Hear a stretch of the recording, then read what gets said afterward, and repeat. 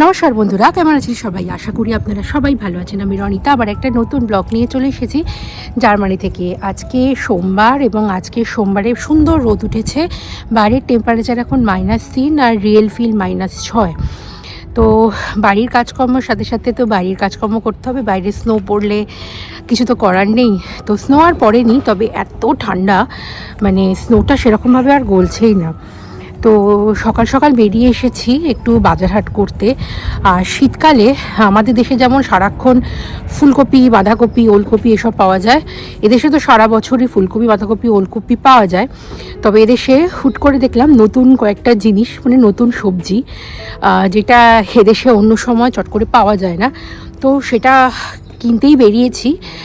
আর আর কি হয় সেটা তো পুরো ব্লগ দেখলেই বুঝতে পারবেন। আশা করি এই ব্লগে মানে আপনারা একদম বোর হবেন না। তো চলুন বেশি দেরি না করে শুরু করা যাক আজকে আমার এই ব্লগ।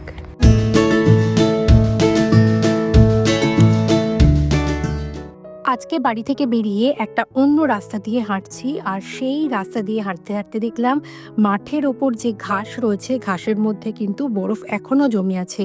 আসলে বরফ কয়েকদিন আগে পড়েছিল, তারপরে কিন্তু টেম্পারেচার 0-র থেকে খুব একটা বাড়েনি, মানে হায়েস্ট টেম্পারেচার হচ্ছে 1। তো সেই জন্যই বরফ আর কি গলার মতো কোনো সুযোগ পায়নি। আর এই মুহূর্তেও আমি যে এখন কথা বলছি, এখনও টেম্পারেচার আজকে প্রায় -2-এর মতো।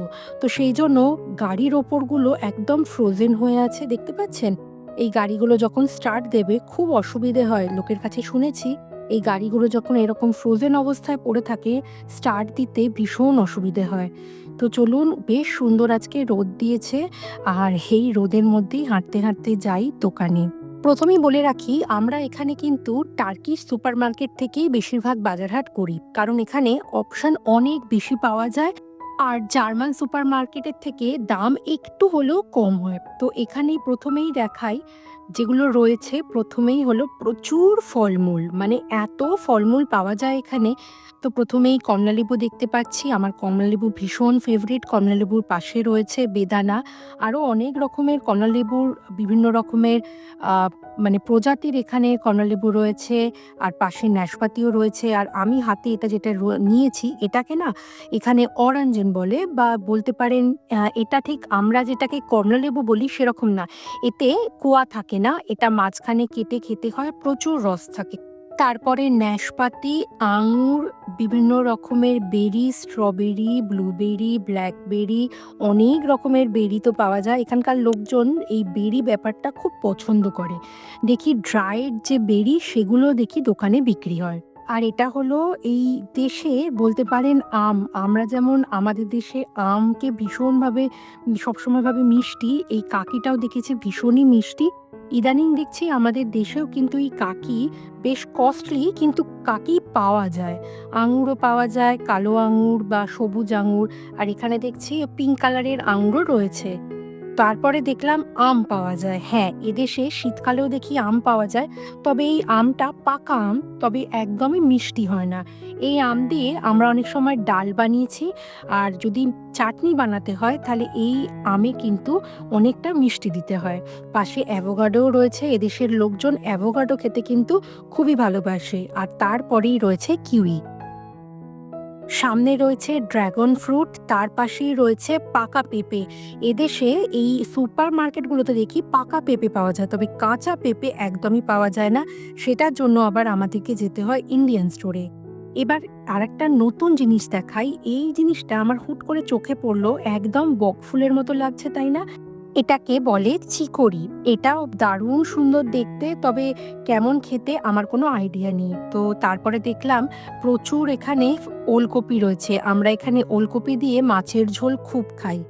তারপরে এদিকে তো বিভিন্ন রকমের লেবু রয়েছে, আখরোট রয়েছে। এখানের লোকজন আখরোটও খুব খেতে পছন্দ করে। নাশপাতি আছে, আরও দেখলাম অ্যাভোকাডো অনেক কম টাকায় পাওয়া যাচ্ছে। এবার চলুন চলে যাই কি সবজিপাতি পাওয়া যাচ্ছে। প্রথমে ঢুকেই দেখি কুমড়ো পাওয়া যাচ্ছে। আমার কুমড়ো খেতে কিন্তু দারুণ লাগে। তো এই দেখলাম কুমড়োটা এখানে রয়েছে। আর এখানে সবথেকে ভালো ব্যাপার হচ্ছে এখানে কেটে কেটে কুমড়ো বিক্রি হয়।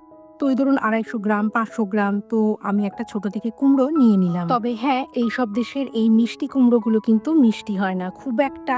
আর কি ধরুন এমনি ফলের মতো ঠিক আছে, তবে মিষ্টির আশা করা কিন্তু বৃথা। তারপরে দেখলাম বেগুন আছে, আর এটাকে বলে হচ্ছে সয়াবিন স্প্রাউট। এখানকার লোকজন কিন্তু যারা কোরিয়ান, জাপানিজ বা চাইনিজ তারা এই জিনিসটা খুব খায়। তারপরে তো বিভিন্ন রকমের প্যাপরিকা বা ক্যাপসিকাম তো রয়েছে, আর এটা তো আপনাদের মোটামুটি সবারই জানা আছে এইসব দেশের এই ধরনের লঙ্কাগুলোতে খুব একটা কিন্তু ঝাল থাকে না, ওই টেস্ট থাকে। তারপরে এইসব পেরিয়ে আমরা চলে এলাম সবজির দিকে। আর একটা জিনিস দেখাই যেটা আপনাদের কাছে নতুন মনে হতে পারে। এই যে সামনে যেটাকে দেখতে পাচ্ছেন এটা অনেকটা পদ্ম ফুলের মতো দেখতে না? এটাকে বলে আর্টিচোকস, মানে ইংলিশে বলে আর্টিচোকস, তো জার্মান ভাষায় অলমোস্ট ওরকমই বলে নাম। তো এটা ২ ধরনের পাওয়া যায়। এটা নাকি খেতে দারুণ আর কি। তো এটা ওই একটু কপির মতো খেতে। শুনেছি আর কি। আমি কখনো ট্রাই করিনি। এটার আবার ২ টো ভার্সন আছে। একটা সবুজ ভার্সন, আরেকটা আবার এরকম পিঙ্ক ভার্সন আছে। তো এটাকে বলে আর্টিচোকস। তো এটা যদি কেউ ট্রাই করে থাকেন প্লিজ আমাকে জানাবেন। আর এটার দামও বেশ কম। এটা কেজিতে মোটামুটি পড়ছে ১৪০ থেকে ১৫০ টাকার মতো। এবার আসি জার্মানিতে। আলু যেহেতু খুব বিখ্যাত, আলুরও প্রচুর ভ্যারাইটি আছে। ছোট আলু, বড় আলু। তারপরে ধরুন এই যে আমি যে আলুটায় হাত দিলাম, এটাকে দেখে মনে হচ্ছে না লাল আলু, তবে না, এটা ভেতরে কিন্তু একদম নর্মাল আলু, তবে বাইরে থেকে দেখতে একদমই লাল আলুর মতো। তবে এটা একদমই নর্মাল আলু। তো এখানে দেখতে পাচ্ছেন এখানে সব ধরনের আলু রয়েছে। তো আপনার যেটা আলু আপনার পছন্দ, আসলে আলু কোনোটা বেক করার জন্য, কোনোটা বা স্ম্যাশ পটাটো বানানোর জন্য কত কি করে এরা আলু দিয়ে। তো এই হলো আলুর বৃত্তান্ত। এবার আসি গাজরের গল্পে। এখানে অনেক রকমের গাজর পাওয়া যায়। মেন তো এরকম আর কি গাজরের অরেঞ্জ কালারের গাজর পাওয়া যায়। তারপরে দেখুন সাদা গাজর পাওয়া যায়। এটা আবার হচ্ছে হ্যালোউইনের সময় এই গাজরটা খুব দেখতে পাওয়া যায়। তারপরে অনেক সময় আসে, অনেক সময় আসে না। এটা আবার সাদা গাজর। তবে শীতকালে আমাদের যে সেই লাল লাল গাজর আসে সেটা কিন্তু আমি কখনো এই ধরনের সুপারমার্কেটে পাই না। ওটা দেখেছি একমাত্র ইন্ডিয়ান সুপারমার্কেটগুলোতেই একমাত্র পাওয়া যায়। ওটা খুব মিস করি। ওতে গাজরের হালুয়া দারুণ হয়। আর এইটা যে সামনে দেখতে পাচ্ছেন এটা কিন্তু কচু। একবার নিয়ে গিয়ে খেয়েছি, ভালো খেতে কিন্তু। টার্কি সুপারমার্কেট থেকে আমরা ঢ্যাঁড়স পাই। তো আমি এসেছি, আমার তো ঢ্যাঁড়স খুব পছন্দ, সেজন্য ঢ্যাঁড়সও নিয়ে নিয়েছি। আর হ্যাঁ, এখানে এক ধরনের প্যাকেটে পাওয়া যায় বেবি ক্যারট। এখানে বিভিন্ন রকমের কালারের ক্যারট রয়েছে। এই যে ধরুন পিঙ্ক কালার, কোনোটা আবার এটি সাদা কালার, কোনোটা আবার কমলা কালার, বিভিন্ন রকমের কালার। খুব মিষ্টি দেখতে। আসলে এরা তো খুব স্যালাড খায়। এই স্যালাডের সাথে এগুলো দেখতে খুব ভালো লাগে। আর এই সামনে দেখুন কাঁচা হলুদও এরা বেশ খায়। সেই জন্য কাঁচা হলুদ এখানে বিক্রি হচ্ছে। আর সামনে রয়েছে যত ধরনের স্যালাডের জিনিসপত্র। প্রচুর শাকসবজি এরা যেহেতু খায়, আর সব কাঁচা কাঁচা বেশিরভাগই খায়, তো সেই জন্য এখানে প্রচুর শাকও পাওয়া যায়। এখানে অনেক ধরনের মূলো পাওয়া যায়, তার সাথে মূলো শাকও পাওয়া যায়। আর এইখানে সামনে আমি নিয়ে নিয়েছি লাল পেঁয়াজ। আমার লাল পেঁয়াজ রান্নাতে দিতে বেশ ভালো লাগে। সাদা পেঁয়াজ খুব একটা বেশি কিনি না, যদিও লাল পেঁয়াজ একটু কস্টলি হয়। তবে আমার মনে হয় খাবার কিন্তু লাল পেঁয়াজে বেশি টেস্টি হয়। সামনে কি বড় মূলো দেখেছেন? দীপাঞ্জন আবার এই ধরনের মূলো খেতে বেশি ভালোবাসে। লাল যে মূলোটা পাওয়া যায় সেই মূলোটা খুব একটা মিষ্টি হয় না। আর এইদিকে পাসলে, বেসিল, পেঁয়াজ কলি এই সমস্ত পাতা রয়েছে। তো যার যেটা পছন্দ সেটা নিয়ে নেয়। আর এই যে বিট, বিট খেতে কিন্তু ইদানিং এই শীতকালে বেশ ভালো লাগে।